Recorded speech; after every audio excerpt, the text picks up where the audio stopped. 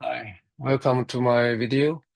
Today I'm going to share with you my understanding about the signal voltage in a SerDes transmission system. As shown in this diagram here, and on the right-hand side we have a receiver, and on the left-hand side we have a transmitter. And first of all, at the out of the transmitter, and we should have a half the swing.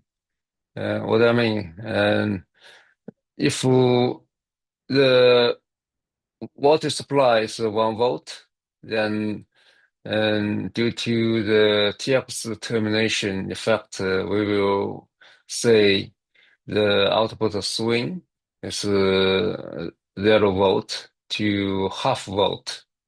Okay, instead of 1 volt because of the perfect termination. Let's just assume that. And also, if we assume the transmission line is lossless, then there will be no attenuation across the transmission line, and we will say exactly the same voltage swing at the RX input. Okay, and this is for the N wire or wire 0, and we have the same setup for P wire, except for the voltages inverted. Okay, and now the interesting thing is what is the voltage swing at the output of the input stage of the receiver? There's two assumptions. Assumption one is to assume the output of the first stage is also perfectly terminated. In that case, we will say the swing is also halved to half volt, as shown here.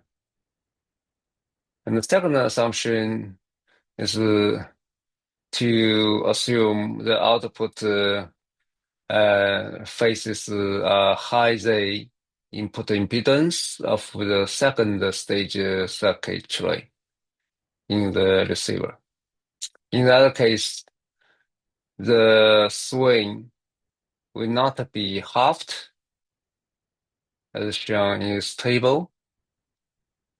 And if we look at well, I think it's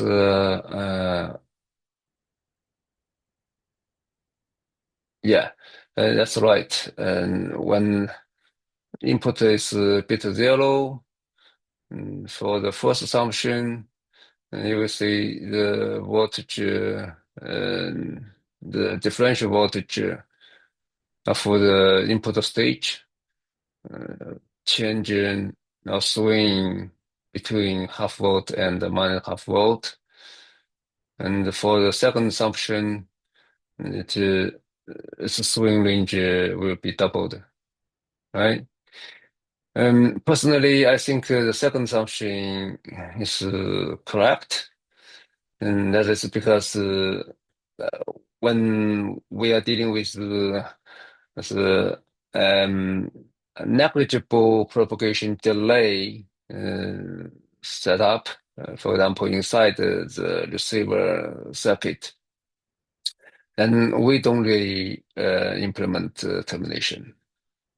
However, when we need to deal with the transmission line, which usually has a significant propagation delay, then we need to take into account termination. The key factor here to consider here is whether or not the reflection will impact the signal waveform.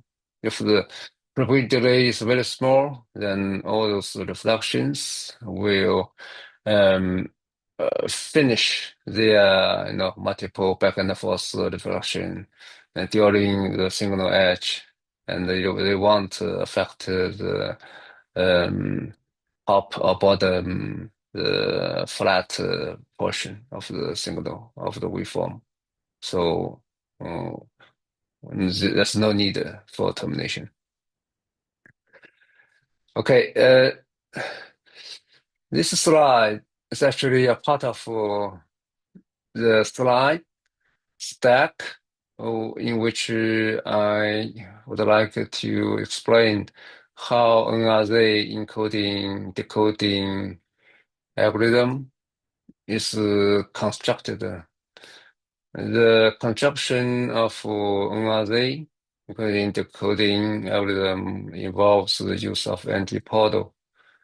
And I'd like to explain what is antipodal and why it is used in the encoding. But for today, let us focus on this termination thing. And I actually have a question for you. And with a 1 volt supply and assume a high Z input impedance for the second stage, which means the second assumption. And then we know the differential swing of the first stage circuit will be plus or minus 1 volt, right? Now question is, the power supply is only 1 volt. Then how does it handle this 2 volt differential swing?